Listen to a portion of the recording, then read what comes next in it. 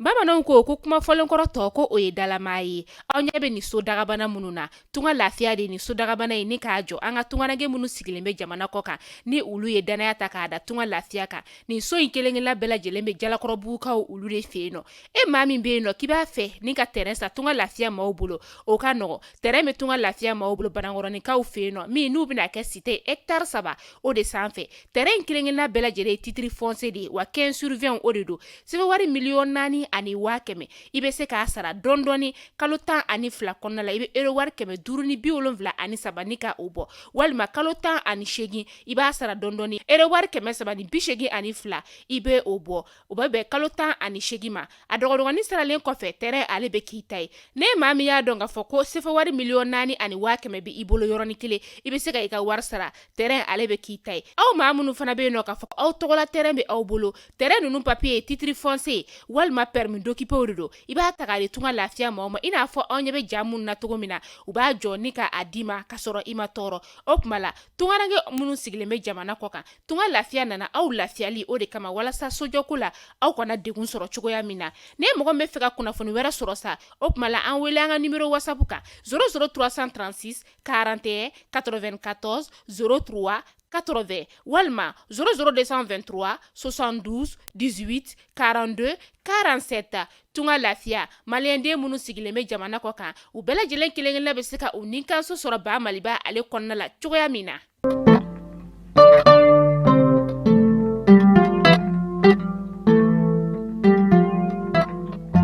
Bi ye septembre kalo tile 20 ye san 2023 aw minnu b'a filɛ sanga a n'a ka wagati an ka bɔlɔlɔsira kelen-kelenna bɛɛ lajɛlen kan Mali kunnafoni show ka taa se Mali kunnafoni TV ale ma an bɛ aw fo la danti foli min na kunnafoni min na b'aw sigi k'a makɔnɔ tɛnɛ fo ka taga se juma ma ni y'o waati selen a y'aw bisimila.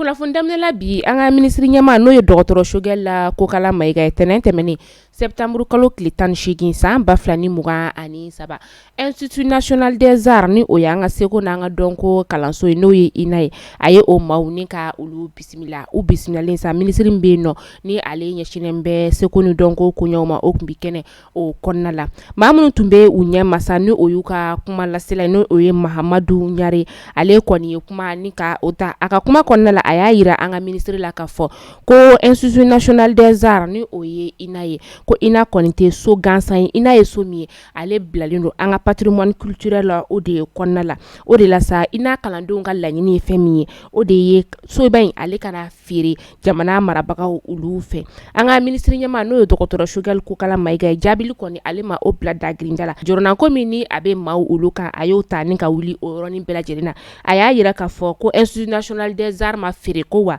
ko a tɛna feere fɛnɛ ko jamana marabagaw ka laɲini ye fɛn min ye o de ye a bɛ to an ka patrimoine culturel la ale kɔnɔna la.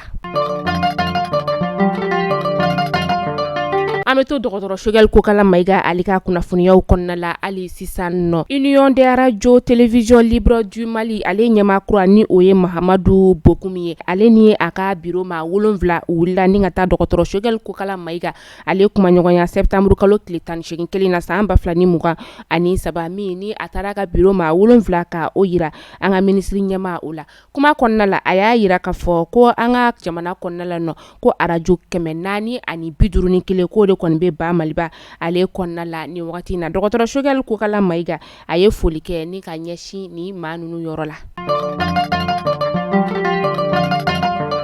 Tɛnɛn jan tɛmɛnen septembre kalo tile 11 fɛn min ye wele kɔni o lasera maa dɔw olu ma minnu n'olu bɛ tali kɛ maire ka taga se administrateur dɔw olu ma an ka faba kɔnɔna la yan nɔ pôle économique financier de Bamako de kɔni wele ni ka o las'u ma a maa bɛɛ kɔni taara wele o jaabi maa kelen de tun bɛ u la ni o ye an ka faba miiri o ɲɛmaa ye sa n'o ye Adama Sangara ye a yirala k'a fɔ ale yɛrɛ kɔni ye pankurun ta ni ka taga jamana o kɔ kan nka a seginna ka na an ka ba maliba o kɔnɔna la tɛnɛn tɛmɛnen o la a kɔni bɛ ka ma kɔnɔ a ka taa ka wele ni ka o jaabi ani maa minnu kɔni welela ɲɔgɔn fɛ olu bɛ kasobon na ni wagati in na.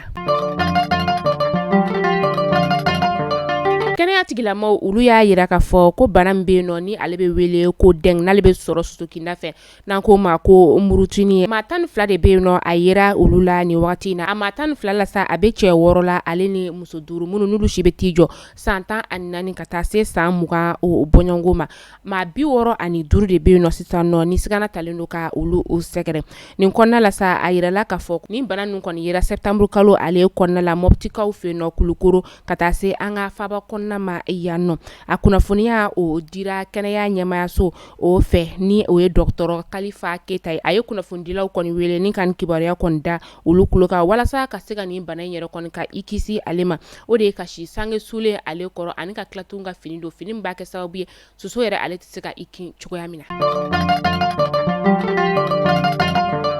Niger cɛmancɛ fanga jamana marabagaw y'a yira k'a fɔ ko u ka passeport diplomatique 900 u ye o kɔni ni ka o annuler o passeport diplomatique yɛrɛ la sa sɛbɛnfura min ni a bɔra ka tɔgɔw ni ka olu fo la an ka ministre kɔrɔ dɔ tun bɛ yen nɔ ni ale ɲɛsinen bɛ an ka jamana ni jamana wɛrɛ kɔɲabɔw ɲɛnabɔli tuma ni o ye cɛma Umbɛri Kulubali k'ale tɔgɔ yɛrɛ kun tun bɛ nin sɛbɛnfura in o la min ni ale yɛrɛ kun ɲɛsinen bɛ fɛn ma o de ye k'a fɔ k'ale kun ye Bazuma ale ka ladiliba dɔ ye u ka jamana o kɔnɔna la. Bingani wale kɔni o bɛ ka caya an ka jamana o kɔnɔna la yan nɔ ka ɲɛsin an ka fintigilakaw ka taa se fintigi gansan maaw olu ma sema maaw olu fɛ a yɛrɛ k'a fɔ ko bingani wale min kɔni n'a kɛra lerekaw olu fɛ yen nɔ Banbagaci wale tigilamaw fɛ n'u ni an ka fintigilakaw kɔni karila ɲɔgɔn na maa minnu dɔw bɛ sema kɔnɔna la n'olu yɛrɛ kɔni joginna ko nin wagati na olu kɔni bɛ ka taa o furakɛ Moritani dɔgɔtɔrɔso de kɔnɔna la. Mohamed Sherifu Kone ni ale ye kiri tigilama dɔ ye n'ale yɛrɛ kɔni gɛnna ka bɔ a jɔyɔrɔ o la sisan nɔ turu kɔni sera maa min ma fana o y'a jɛɲɔgɔn dɔ ye ni o ye Dramani Jara ye o fana kɔni gɛnna ni ka bɔ kiri o la septembre kalo tile 19 san 2023 k'a sababuya kɛ k'a ye waleya kɛ waleya min ni o ni kiri taabolo olu tɛ taa ni ɲɔgɔn ye nin cɛba in yɛrɛ kɔni ye san 20 ni ka o de kɛ an ka jamana kiriso o kɔnɔna la. Sɛbɛn wari caman ka taga se sanu garamu olu ma o de kɔni minɛna jagokɛla 2 la kalanakaw olu fɛ yen nɔ kalana ale bɛ yanfoyi la o lamini na kɛra septembre kalo tile 17 tɛmɛnen san 2023 dugulamaw olu y'a yira k'a fɔ ko cɛ 5 de kɔni tun bɛ bolimafɛn sen 2 la olu de kɔni ye marifa ni ka o ci sanfɛ marifa cilen wagati min na sa u ye ninnu bolofɛnw minɛ u la ka boli ka taga u kɔni taara sa maa kɔni ma bɔnɛ ani na nin wagati na sɛgɛsɛgɛliw bɛ sen na tɔnbolomaw ka sira fɛ walasa ka se ka tɛgɛ da nin maa ninnu kan.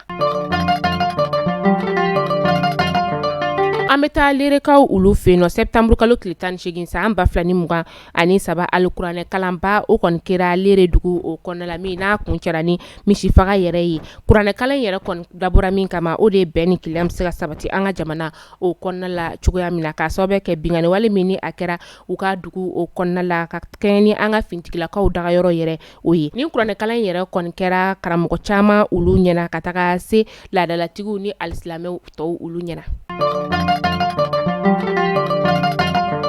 Parti politique 30 bɔɲɔngo bɛ yen nɔ olu kɔni ye wele ni ka o lase bɛn ani kelenya ni basigi la an ka jamana o kɔnɔna la u y'a yira k'a fɔ ko bingani wale min kɔni bɛ ka kɛ an ka jamana o kɔnɔna la Banbagaci wale tigilamaw fɛ ka ɲɛsin an ka fintigilakaw ni fintigi gansan maaw ma ko nin kɔni tɛ olu fɛ la ko u ye a kɔn ka an ka jamana o kɔnɔna la o de to wele kɔni o bilala u fɛ ko ka kuma ɲɔgɔnya ni ka o sinsin walasa bɛn ale bɛ se ka na cogo min na nin bolonɔbila sɛbɛn kɔni kɛra parti politique 27 o de fɛ min ni a hakilina bɔra URD la.